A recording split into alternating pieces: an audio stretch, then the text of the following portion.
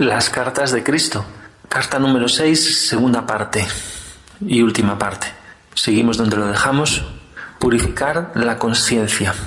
Mientras se lleva a cabo todo el trabajo necesario para la purificación mental-emocional, utiliza las palabras de mis anteriores páginas que describen a aquel que te ha traído a ti y a toda la tierra a ser seres visibles, para ir construyendo un estado de reconocimiento y de contacto con su poderosa conciencia divina.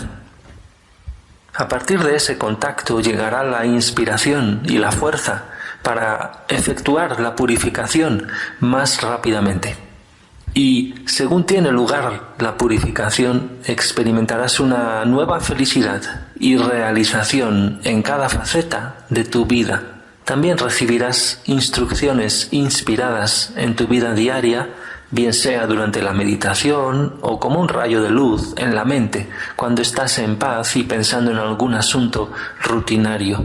Si no descartas o rechazas esas instrucciones, sino que las sigues fiel y cuidadosamente, estarás dando tus primeros pasos para convertirte finalmente en un gran sembrador y cosechador de ideas creativas de mucho éxito en tu entorno.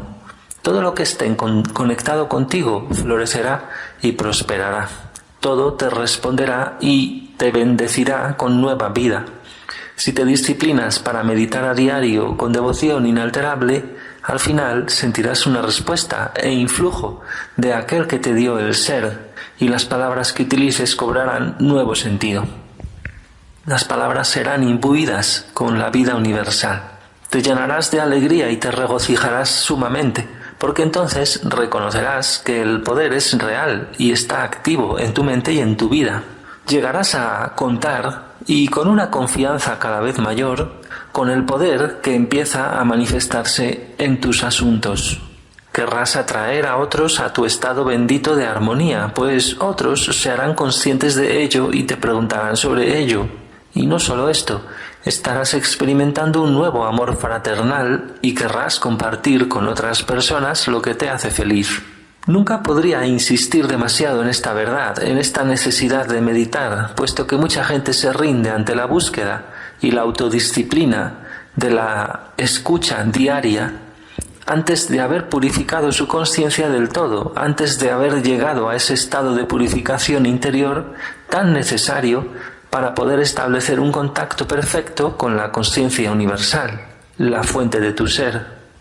Cuando realmente estableces contacto, ocurren fenómenos que parecen milagros. Este es el comienzo del poder universal tomando forma en tu alma, cuerpo, mente, corazón y circunstancias. Te lo digo de verdad, puedes confiar en mis palabras sin reservas. Si perseveras, llegará el momento en el que realmente sientas el contacto y sabrás que has hecho contacto. Y entonces habrás alcanzado el momento más crucial en tu desarrollo espiritual humano. Hay tantas almas que durante algunas horas se sienten tan elevadas y alegres, pero luego los asuntos diarios se entrometen en sus mentes y racionalizan la experiencia. La explican en términos humanos. No hagas eso, pues perderás lo que se te ha dado. Retrasarás en gran medida tu progreso. Si lees estas palabras y tienes miedo de creer en ellas, o crees que son insensatas, o sientes que perderás prestigio si las crees, estás fabricando una forma creativa en tu conciencia que negará cualquier respuesta constructiva que pudieras haber tenido originalmente ante esta carta. De modo que te digo, aprecia tus momentos de fe, conserva tus momentos especiales de contacto con aquello que te dio el ser.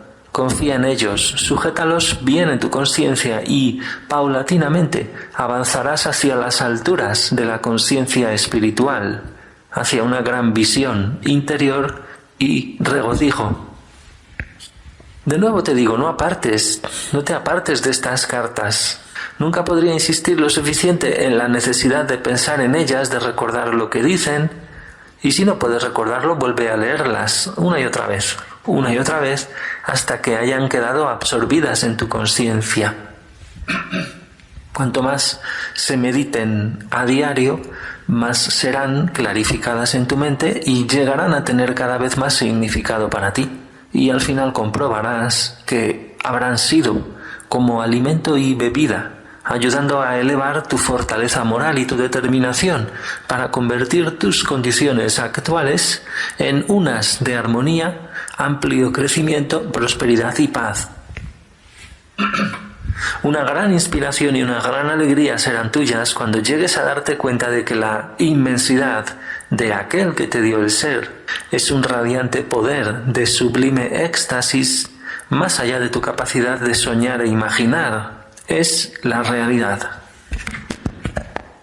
O sea, en el sentido más allá de todo lo que pudieras soñar e imaginar. Es la realidad. Seguimos. Es la fuente del ser, la fuente de todo lo que ves en tu mundo vivo natural y en muchos niveles de existencia más allá de aquel en el cual habitas actualmente. Una vez que estés recibiendo abundantemente la conciencia divina en tu mente, en ti mismo, en cada faceta de tu existencia, empezarás a comprobar la enorme diferencia. Volverás a rememorar los momentos de estrés e infelicidad y verás que gradualmente las limitaciones de tu vida habrán cedido paso a unas mayores bendiciones. Esto se convierte en un proceso continuo en tu vida. Sé fuerte entonces. Verdaderamente soy yo, el Cristo, quien acude a ti y al mundo a través del canal de estas cartas. Quiero especialmente convencer a vuestras mentes de que he hecho declaraciones en las últimas páginas, a propósito, para elevar vuestros pensamientos a un nivel más elevado de conciencia, describiendo los beneficios que se pueden derivar del trabajo de elevar vuestra conciencia para deshacerse de las tendencias negativas ya mencionadas. Quiero que te des cuenta plenamente de que he venido tan solo para ayudarte a deshacer las emociones y los pensamientos indeseables, egoicamente impulsados, que actualmente controlan tu mente. También estoy aquí expresamente para animarte y ayudarte, entre comillas, a desarrollar en tu mente y corazón todos los pensamientos y emociones amorosas que te pondrán en armonía con la conciencia divina. Es mi más urgente y amoroso propósito sacarte de las sombras grises de la existencia en las cuales actualmente habitas y adentrarte en el sol, entre comillas, sol de la iluminación espiritual que te espera cuando hayas conquistado los impulsos del ego, te hayas unido a tu alma y al Padre Madre Vida y hayas entrado en la armonía del amor incondicional hacia todos. Por tanto, repetiré la lista de características negativas expuestas al principio de esta carta. Quiero que las leas con cuidado y que observes tus propias reacciones y sentimientos conforme las repasas despacio. Y son la crítica, el sarcasmo, juicio severo, rechazo, denigración, enemistad, intolerancia, odio, celos, agresión, impulsos violentos, robos, falsedades, juego a dos bandas, difamación. ¿Cómo empiezas a deshacerte de cualquiera de estas cosas que reconozcas que forman parte de tu conciencia? No te avergüences demasiado al afrontarlas, puesto que eres un ser humano y has nacido bajo la influencia de estas características del ego. Así que no tengas miedo ni estés demasiado abatida al afrontarlas. Toma el primer paso con total honestidad y anótalas. Segundo paso es el de tomar el papel y tumbarte, colocándolo sobre el pecho. Cierra los ojos y recurre en pensamiento a la realidad divina, a tu fuente de ser, que ya debes reconocer que es tu amoroso progenitor, tu verdadero Padre-Madre espiritual, que irradia infatigable, generosa y, consecuentemente, el amor incondicional, paternal-maternal. Date tiempo para aquietar tu mente hasta que sientas que te estás moviendo más allá de tu propia conciencia. Y entonces pide ayuda con una perfecta fe y espera una respuesta inmediata, puesto que estás operando en la conciencia para quitar, disolver y superar los falsos e innecesarios impulsos egoicos de rechazo para todos los días venideros. Emocionalmente, así dejas claro a tu Padre espiritual o realidad divina y por tanto a ti mismo, que ya no quieres más estas actitudes negativas egocéntricas en tu conciencia. Pides inspiración y fortaleza para realizar todo esfuerzo que sea necesario para evitarlas y para negarte a aceptarlas desde ese día en adelante.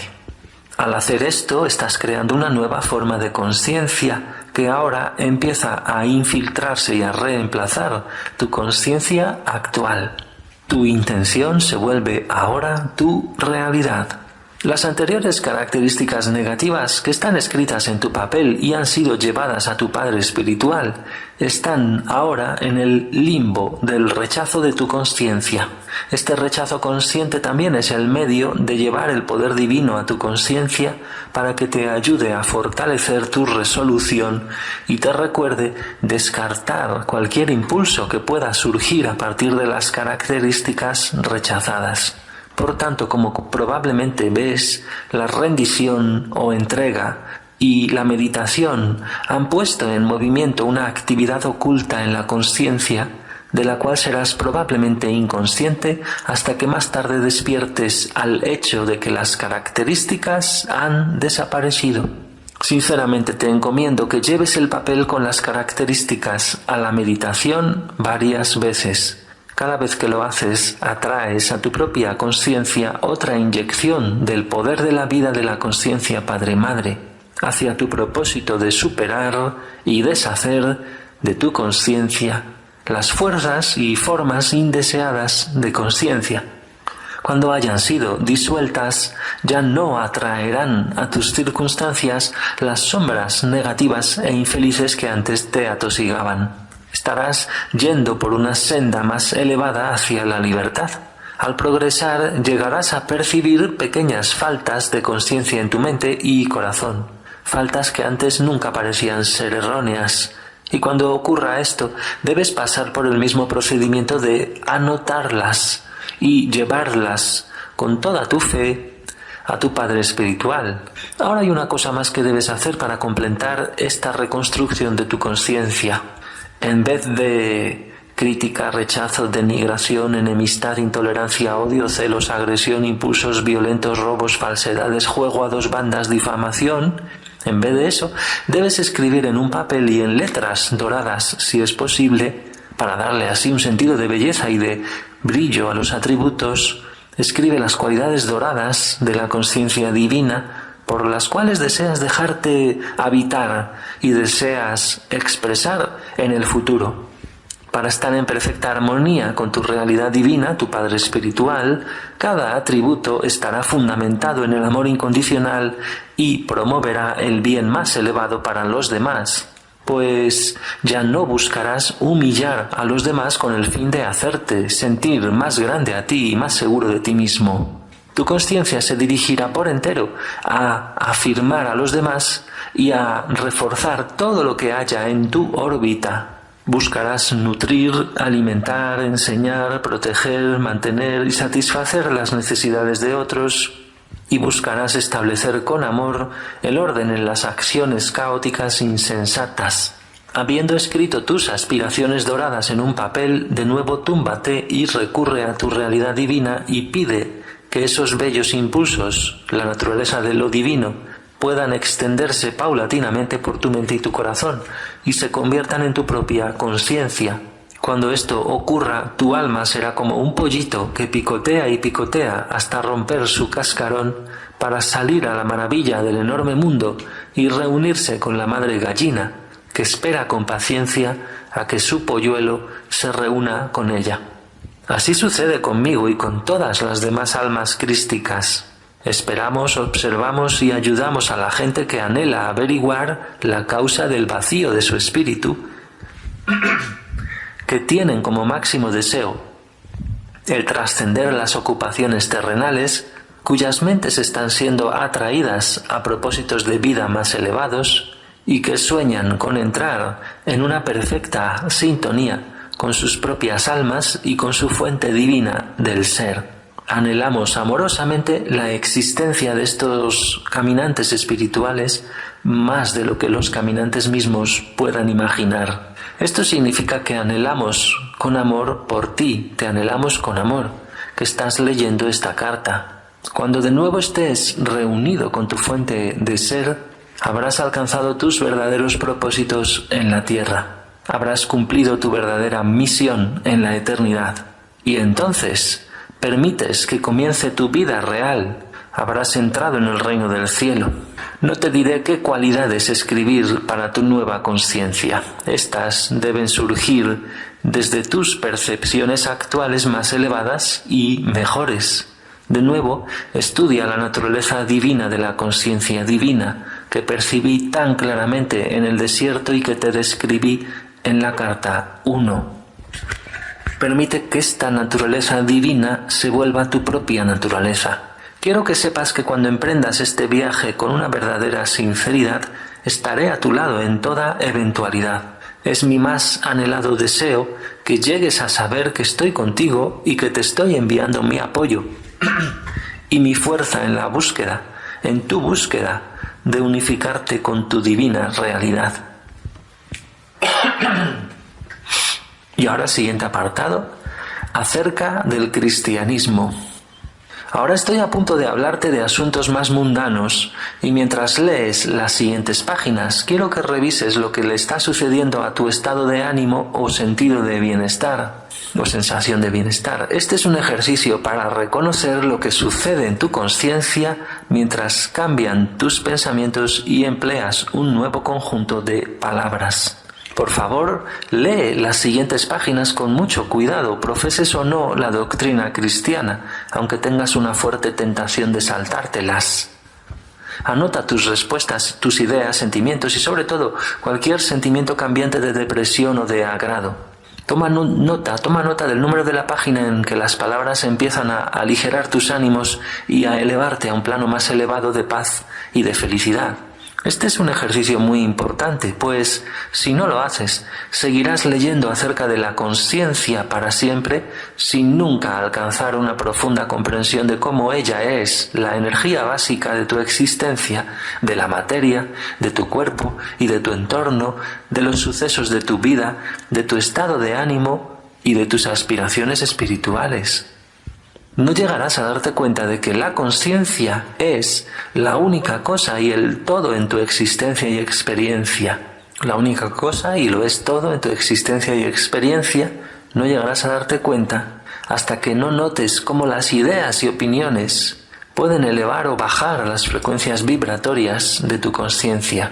O sea, si no notas eso, cómo las ideas y opiniones hacen que desciendan o se eleven las frecuencias, no llegarás a darte cuenta de que la conciencia es la única cosa, es el todo, es todo en tu existencia y experiencia. Quiero que te vuelvas consciente de las palabras que empleas en tu vida diaria, de la calidad de vida que te crean y del impacto que producen en los demás, al elevar sus ánimos o darles paz y alegría, o bien al dejarles deprimidos y mermados. Lo que es más, es mi más sincera intención llegar hasta aquellos de vosotros que sois actualmente adherentes a la religión cristiana y que estáis luchando con el condicionamiento religioso pasado o presente y así estáis teniendo dificultades para lograr salir de vuestras percepciones del dogma con el fin de moveros libremente dentro de las frecuencias vibratorias más altas del conocimiento espiritual más elevado. Puede que temas ser condenado incluso por leer estas páginas, incluso tan solo por leerlas, pero aún así tienen una atracción poderosa para ti e intuitivamente sientes que estás leyendo acerca de la verdad de la existencia, la cual no te han enseñado tus ministros o pastores. Te desgarras entre tu apremiante necesidad de conocer la verdad y el temor de disgustar a Dios, sea cual sea la forma en que lo percibas en la actualidad. Yo, el Cristo, soy muy consciente de la angustia que causan estas cartas a muchas personas sinceras y anhelo ayudaros a atravesar la inquietud hasta la perfecta paz y alegría de la mente. Por esta razón, es una apremiante necesidad analizar primero tus creencias actuales y los orígenes de las doctrinas de la Iglesia, antes de continuar enseñándote la verdad más profunda acerca de la naturaleza de lo universal y la naturaleza del hombre mismo. Para entender plenamente los orígenes de la doctrina cristiana, se debe ir hacia atrás en el tiempo hasta los comienzos del judaísmo y encontrar ahí las racionalizaciones de la mente humana que luchaba por definir en palabras lo que se sentía intuitivamente que era una posible fuente del ser. Aquellos de vosotros que estáis luchando para libraros de los mitos y creencias erróneas del pasado, debéis llegar a percibir claramente por vosotros mismos y comprender la fundamental diferencia entre la creencia de la Iglesia y la verdad de la existencia, que actualmente estoy intentando explicaros. Hasta que no podáis discernir el origen y la forma de vuestras creencias actuales, no podréis libraros del todo de las ilusiones de vuestro condicionamiento dentro de la Iglesia en el pasado. Tendréis un pie en ambos campos, una posición en la que es peligroso estar. Este estado mental dará lugar a un gran conflicto mental y puede hacer que abandones la búsqueda y que vuelvas a las viejas formas religiosas y cómodas y emocionalmente seguras que no te llevan a ningún lado. De modo que tened cuidado y no dejéis que os intimiden las amenazas de disgustar a Dios y de una posible condenación. Y ahora siguiente apartado, los orígenes de una creencia en una superdeidad individual. Por tanto, empezaremos con una descripción de los orígenes de una creencia en Dios, un nombre que ha significado muchas cosas diferentes para la humanidad. Una cierta creencia en Dios, un cierto tipo de creencia en Dios. La creencia empezó cuando los hebreos antiguos caminaban por las llanuras del desierto cuestionando los orígenes de la creación. Se imaginaban que, de alguna manera, la fuente de la creación seguramente debería ser un hombre Dios superhumano, invisible y muy trascendente con respecto a la tierra y a la humanidad. Algunos de los profetas antiguos eran conscientes de manera mística de que la fuente de la creación estaba dispersa, difundida y de alguna manera presente por toda la creación, y que también estaba situada en la dimensión eterna. Pero este misticismo no estaba al alcance de la mente humana común. También debes comprender que, a pesar de la aparente realidad en vuestras mentes que parece tener ese Dios en vuestros estudios bíblicos, el de vuestros estudios bíblicos, nadie jamás ha vislumbrado a ese tal hombre Dios superhumano, de ninguna forma, excepto quizás Moisés, que afirmaba haberlo visto en un arbusto ardiendo, describiéndose a sí mismo como «yo soy el que soy». Todo lo que se ha sabido de tal Dios superhumano se ha derivado de las lecturas de las pintorescas descripciones de Dios dadas por los profetas durante su estancia en la tierra.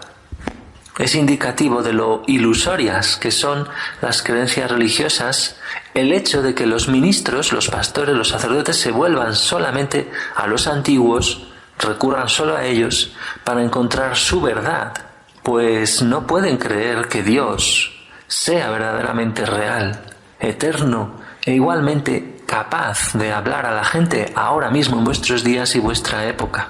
Vuestros ministros tienen pánico de cualquier creencia que no combine con las antiguas. Nunca consideran o tienen miedo de considerar que tal vez el conocimiento espiritual dentro de la dimensión terrenal sea evolutivo. Quiero que veáis que un tejido de creencias, una mezcla de racionalizaciones y de creencias, ha sido fraguada para crear una red de seguridad mental emocional con la cual enredar y atrapar las mentes y los corazones de la gente.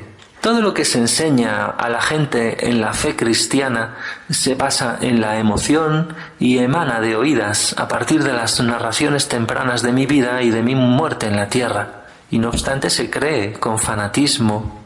Se enseña a los cristianos que Dios es amor y que Dios es consciente de vuestros pecados y que castiga, disciplina y premia a los buenos y envía desgracias a los malos. Esta es una descripción exacta de la actividad y de la conciencia humanas. Se enseña a los cristianos que yo, el Cristo, en la persona de Jesús, morí por los pecados del mundo. Se dice que fui el Cordero de Dios sin mancha, sacrificado para pagar el precio del pecado de la gente. Hice un sacrificio supremo de mí mismo para llevar a cabo esta extraña hazaña de pagar por el pecado para todas las épocas. Y luego entré de nuevo en el cuerpo, después de la muerte por crucifixión, y aparecí muchas veces en el cuerpo, según ellos, para reconfortar y enseñar a mis discípulos que estaban de duelo. Incluso ingerí comida durante mis apariciones ante ellos. Tras 40 días, ascendí fuera de la vista de mis discípulos, elevando mi cuerpo al cielo. Eso se dice, todo esto. Entonces, tal y como ya pregunté en la carta 3, ¿qué haría yo con un cuerpo humano en el cielo, en la vida del más allá? Bien, como en mi última cena dije a mis discípulos que deberían recordar mi última comida con ellos, rompiendo el pan y pasándolo el uno al otro, y que deberían beber cada uno de la misma copa de vino y recordar que mi cuerpo fue crucificado y mi sangre vertida para traerles la verdad del ser, este incidente se convirtió en la extraña creencia de que con la pompa y la ceremonia del altar mi cuerpo se transferiría en hostias, las cuales deberían tragar los comulgantes con la debida reverencia. Mi cuerpo, vaya, qué bien podría hacer mi cuerpo para el comulgante. Mi cuerpo estuviera o no espiritualizado, qué bien podría darle. Puedes ver cómo la mente puede ser condicionada a aceptar tonterías ilógicas que pueden perdurar casi 2000 años porque estaban respaldadas por una gran jerarquía de papas y de cardenales que viven en palacios de inmensa riqueza y mantenidos en prestigiosas circunstancias ceremoniosas de pompa terrenal. Quiero que conozcáis la verdad acerca de esta fatídica noche, la que llamáis la última cena. Aunque sea doloroso hacerlo, por el bien de la mayor claridad, he bajado hasta las mismísimas frecuencias vibratorias de los recuerdos conscientes de mis pensamientos y sentimientos durante la última comida con mis discípulos. Aunque fuera un hombre fuerte, iluminado y seguro de que tenía un destino por cumplir que no podía eludir, que no quise eludir, también estaba profundamente triste al comenzar la cena de la Pascua. Mis discípulos habían sido mis amigos y habían seguido conmigo en unas circunstancias difíciles. Yo estaba triste por tener que dejarlos y temeroso por su bienestar. ¿Qué les sucedería al encontrarse solos, sin mi orientación y protección? Habían dependido de mí más de lo que se daban cuenta. Recordé mis años de enseñanza a la gente. Sentí una honda sensación de ironía al recordar mi vuelta del desierto sucio, descuidado, pero literalmente poseído por mi alegre solicitud por mis semejantes, e intensamente ilusionado porque ahora podría encaminarlos correctamente, implantar en sus mentes la verdad referente a la existencia, demostrarles cómo superar sus temores, sus enfermedades, su pobreza y su miseria. Iba a conquistar el mundo. Pero qué diferente había resultado todo. Mañana colgaría de una cruz. Era cierto, sin embargo, que había logrado mucho éxito. Sí, reflexioné sobre los momentos de sanación y sobre la alegre acogida que la gente mostró al Padre amoroso. Podía comprender por qué el sumo sacerdote y el consejo me odiaban. En vez de temor, castigo y sacrificios de animales, yo había traído a la gente la realidad del Padre amor, demostrándolo curando casos terminales, sanándolos. Volví mi atención a mis discípulos que estaban hablando entre sí mismos mientras comían. Todavía eran inconscientes del reto que me aguardaba, mi crucifixión. Aunque les había advertido repetidamente, se negaban a aceptar mis palabras como verdaderas, no lo creían, pensaban que tenía miedo del sumo sacerdote y se preguntaban ¿por qué? Antes yo ya había logrado salir de situaciones amenazantes. Y bien, como era costumbre, en la Pascua estaban hablando de las circunstancias que rodearon a la huida de los israelitas de Egipto. Y Juan, que era sumamente imaginativo, les contaba con todo detalle cómo Moisés reunió a los israelitas y finalmente se marcharon de Egipto, escapándose de una vida de esclavitud hacia la libertad en el desierto. Por esta razón, Moisés se dirigió al cabeza de cada familia para que se matara un cordero sin mancha y con un puñado de hierbas se pintara con su sangre las jambas de las puertas de cada morada. Se pintaran las jambas de las puertas de cada morada.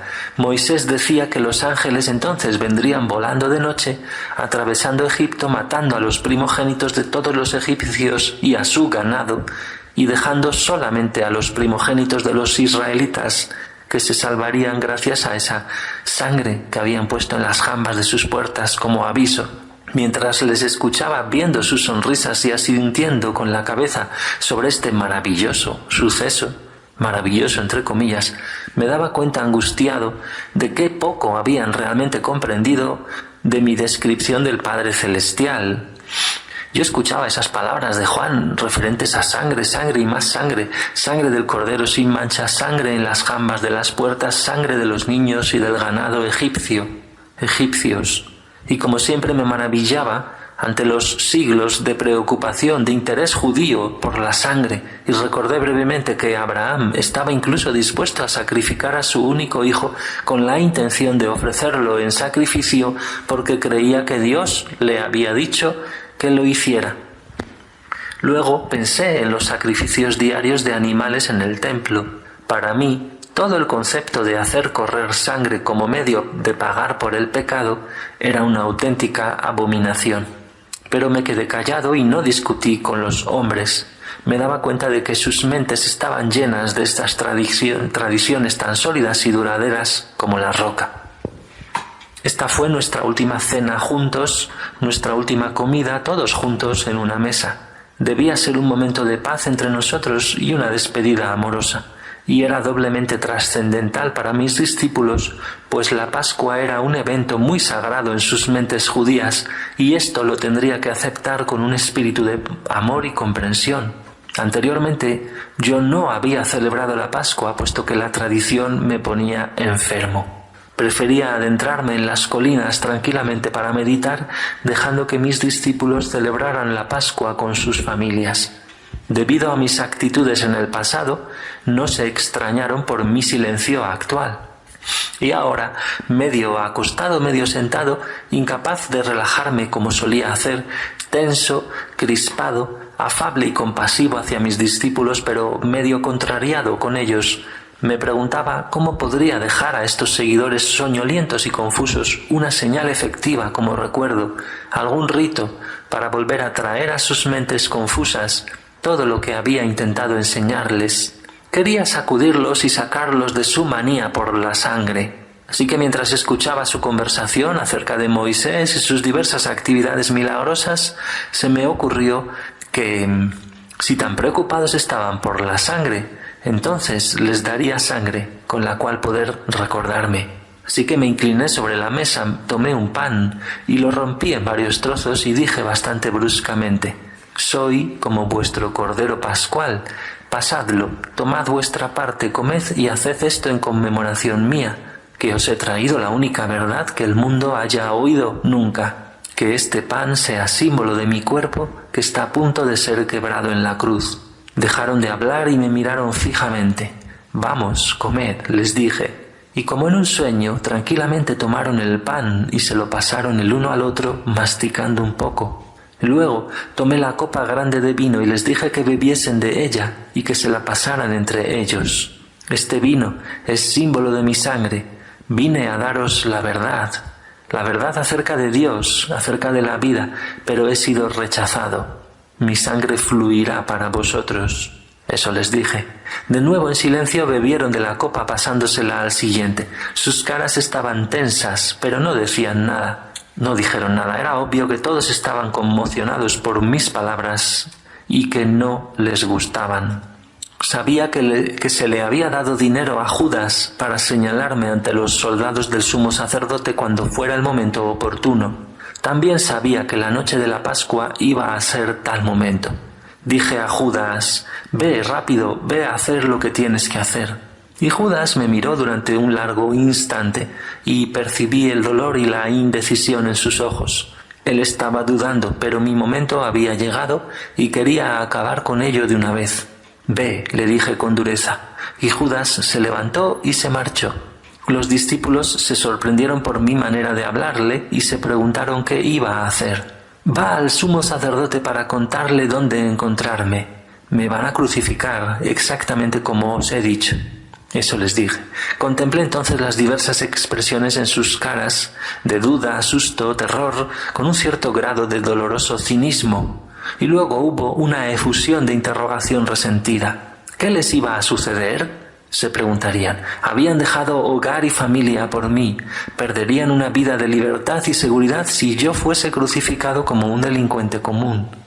Les dije que me iban a abandonar. Con vehemencia negaron tal cosa, pero lo hicieron. Estaba demasiado cansado como para ponerme a discutir con ellos, y me había vuelto tan fuerte y tan seguro en el reconocimiento de que el Padre estaba en el interior y conmigo en todo momento, que podía perdonar su deslealtad. Y al fin y al cabo, sería liberado del cuerpo y podría ascender a los reinos de luz que tan frecuentemente ya había sentido, pero que nunca había visto plenamente con la visión terrenal. Este era un pensamiento que me brindaba un profundo consuelo y una feliz sensación de expectación. De modo que les sonreí y dije: «Es bueno que hayáis hecho lo que pedí en conmemoración mía y de mi muerte que está por venir. Seguid partiendo el pan y bebiendo el vino juntos, recordando que siempre os he querido y que me quedaré con vosotros en espíritu hasta que vosotros os reunáis conmigo allá donde voy. No temáis, seréis guiados, inspirados y os haréis fuertes y hablaréis con una voz clara. Mi única advertencia es esta: en el futuro, mucho de lo que os he enseñado será olvidado. Mucho de lo que os he dicho será descartado por el pensamiento humano o bien distorsionado por los mitos humanos». Y luego surgió el pánico y un clamor. «¿Cómo ocurrirá eso?», preguntaron. Sonreí y levanté las manos. «Os he contado lo que va a suceder en un futuro distante. Y mientras tanto, sed fieles a lo que os he enseñado, a todo ello, y no dudéis de ninguna de las palabras que os he dicho».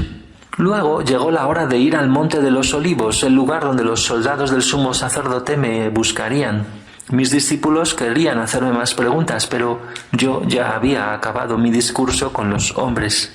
Ahora quería simplemente prepararme, en silencio total, para mi suplicio, desplazándome en espíritu a un estado de seguridad, de constante sintonía y comunicación con el Padre. Caminamos hacia el jardín y me retiré a mi roca preferida. Refugiado del viento, me senté y me envolví en la túnica. Cerré los ojos y gradualmente sentí que entraba en una gran quietud interior de espíritu y en un poderoso silencio.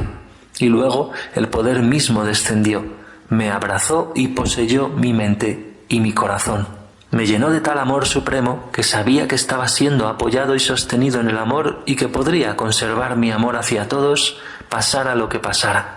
Eso era todo lo que importaba ahora que había llegado mi hora. Esa es la verdad que está detrás del acto de partir el pan y de beber el vino en conmemoración mía, de mi vida y de mis enseñanzas.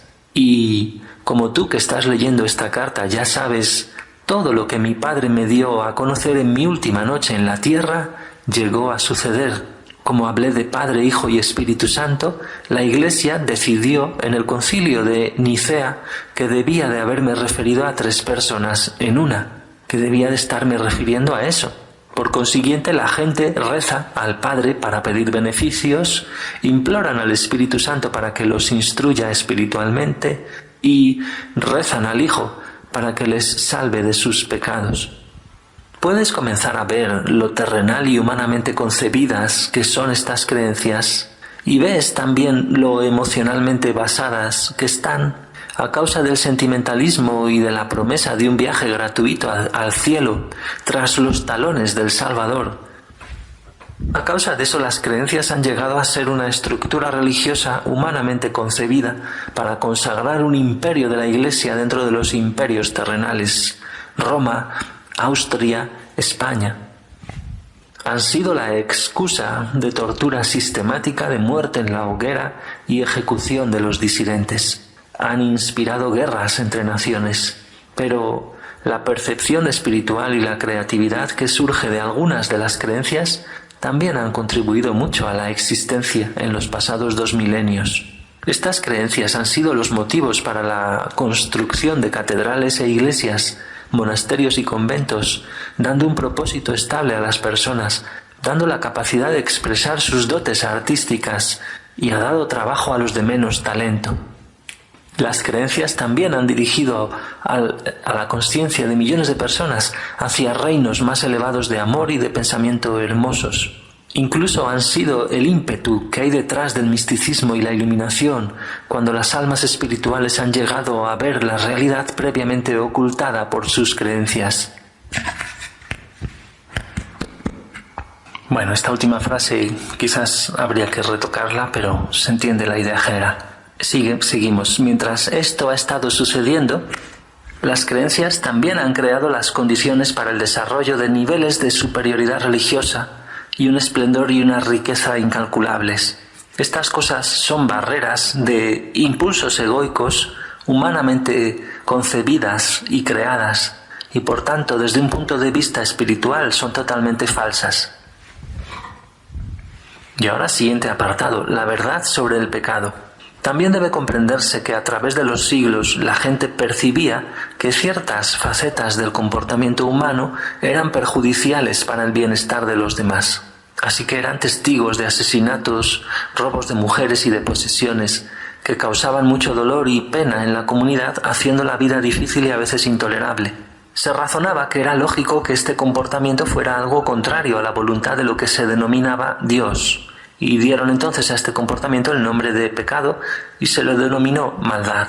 Con el tiempo los profetas razonaban que tal comportamiento aberrante debía emanar de una fuerza malévola contra Dios y lo llamaron Satanás. Se amenazaron y se castigaron unos a otros en la creencia de que los pecados eran malos y que su Dios castigaría a los hombres por las maldades que cometían unos contra otros. En las iglesias se sigue practicando este comportamiento hasta hoy en día. Los ministros intentan controlar a la gente mediante el temor. El concepto del pecado contra Jehová, contra el eterno e infinitamente poderoso Creador, era un hábil y poderoso método de controlar a los demás. Las creencias de la Iglesia son una trágica farsa de todo lo que yo intentaba enseñar a la gente en Palestina. Moisés primero consagró la creencia en el pecado y el castigo bajo la forma de los 10 mandamientos. Moisés dijo que se los había dado Dios y que si los israelitas los quebrantaban tendrían que sufrir las consecuencias, que en algunos casos significaba la muerte por apedreamiento. Se les enseñó que al quebrantar las leyes los israelitas estarían pecando contra su Dios. La verdad exacta es que Moisés fue al monte para rezar pidiendo un medio de controlar a los israelitas rebeldes. Como respuesta a esta oración, se le dieron los 10 mandamientos de manera inspirada para ayudarle en su tarea de dirigir a los israelitas sin peligro en su estancia por el desierto, con el menor grado de alboroto. Las personas religiosas aceptan contentas y creen incondicionalmente en un Dios que, según dicen, instruyó a Moisés a comprometerse en procedimientos agresivos y en masacres para conquistar la tierra prometida. Así, les fue arrebatada despiadadamente una tierra hermosa y productiva a unas gentes trabajadoras que fueron asesinadas a millares, por millares. Esto se consideraba correcto, puesto que era Dios quien les había prometido una tierra preciosa donde poder asentarse. Hasta hoy en día los religiosos creen que como Dios habló a Moisés, debió ser Dios quien decretara el subsiguiente derramamiento de sangre.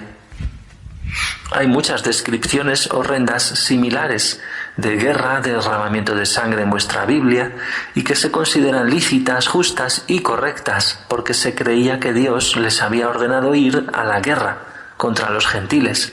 ¿No ves en la historia de los judíos el impulso egoico desenfrenado en el cual se usa incluso a Dios para dispensarles de toda culpa? En el momento de autoengrandecimiento se permitió y se consideró equitativo ignorar los 10 mandamientos y permitirse una masacre sistemática. Creyeron que no implicaba ningún pecado porque la matanza había sido ordenada por Dios. Vaya Dios. ¿No puedes percibir también por qué era necesario que yo naciera en Palestina para vivir entre los judíos, en un esfuerzo por ayudarles a ver que sus creencias y prácticas tradicionales eran totalmente contrarias a la misma naturaleza de la conciencia divina, la cual verdaderamente les había dado el ser? Desde entonces, a través de los siglos, los hombres han luchado con el concepto del pecado y mucha gente sincera se ha acongojado por la manera en la cual han ofendido a Dios y han rogado perdón. Hace mucho tiempo sacrificaban un sinnúmero de animales en el templo de Jerusalén para apaciguar a Dios, esperanzados de poder escaparse así del efecto de sus pecados. Desde aquella época, un sinnúmero de libros han sido escritos sobre el tema, expresando pena y horror por la condición del alma de los hombres, buscando maneras de cambiar su comportamiento, azotándose con látigos para torturar la carne y hacerla pagar por el mal del pensamiento, palabra o acto. Y muchos de estos libros han sido aplaudidos por los cristianos de toda Europa y han sido guardados en los archivos de las instituciones religiosas. Ellos atan a la gente a mi antigua máscara de Jesús, predicando la salvación del hombre del castigo por sus pecados, por mi muerte en la cruz. Como he explicado en otra parte, estas creencias son físicamente imposibles y contrarias a los hechos de la creación. Ninguna paga es extraída del pecado por parte de ninguna deidad superior. Este es un concepto enteramente humano y pagano. Todo derramamiento de sangre de cualquier índole con el propósito de llevar a cabo ritos religiosos es paganismo. La Iglesia cristiana ha presentado a sus seguidores nada menos que una versión glorificada del paganismo. Cuando la gente hace infeliz a los demás de cualquier manera, está creando su propio futuro, pero no como retribución, sino como una actividad de la conciencia de la creación, no como retribución, no como castigo, simple creación como una actividad de la conciencia de la creación. Por tanto, sigue, es una cuestión urgente el que estas creencias en el pecado y en la salvación por mi muerte en la cruz deban ser fuertemente combatidas y reemplazadas por la comprensión espiritual dada en estas cartas. Antes de dejar este tema de las doctrinas religiosas, quiero dejar claro que algunos buscadores espirituales dentro de la Iglesia cristiana a través de los tiempos han purificado su conciencia lo suficiente como para hacerse fuertemente conscientes del poder que han denominado Dios y han llegado a reconocer que la fuente del ser no es como lo enseña la Iglesia.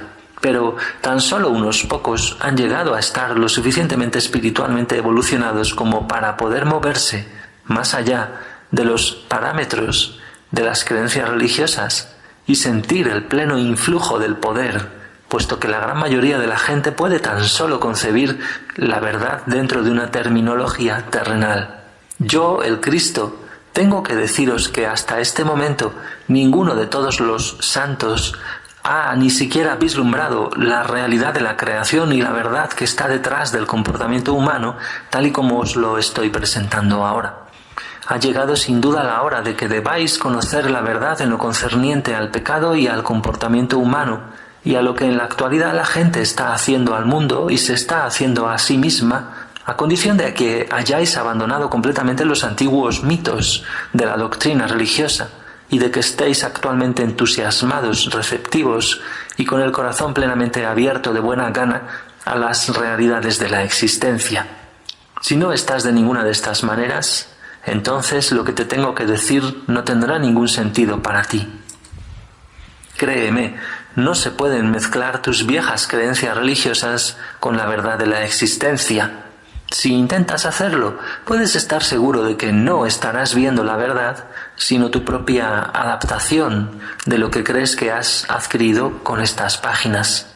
Si sigues con la búsqueda de la verdad de la existencia, pero permaneces en un estado dividido de convicción, puedes continuar la búsqueda a gran coste tuyo, desgarrado por la indecisión, por el temor y por una continuada incapacidad de percibir el verdadero significado de la nueva enseñanza. Tus percepciones en desarrollo serán parcialmente oscurecidas por mensajes que surgen del viejo condicionamiento de tu mente consciente y subconsciente. Puede que en este momento no te des cuenta de la enormidad de este problema, pero se trata de un problema tremendo, pues tus profundas creencias actuales son tu verdad actual sobre la cual construyes tu vida. Son tu realidad. Tus convicciones y tus creencias fuertemente arraigadas pueden ser completamente ilusorias, pero si crees en ellas plenamente en tu subconsciente, se vuelven absolutamente reales para ti. Por muy convincente que sea para tu atención cualquier nueva idea que contradiga tus creencias, tu conciencia estará dividida y te proporcionará un tremendo malestar, incluso angustia.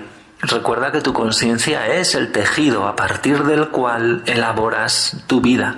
Este tejido de conciencia es el fondo, es la base de cada respuesta tuya a cada cosa que ocurre en tu vida mental, emocional y física. Tu conciencia es tu realidad. Esta afirmación puede expresarse de dos maneras, siendo ambas la verdad de tu existencia. Tu conciencia crea tu realidad, sin importar cuáles sean los hechos reales de tu vida terrenal.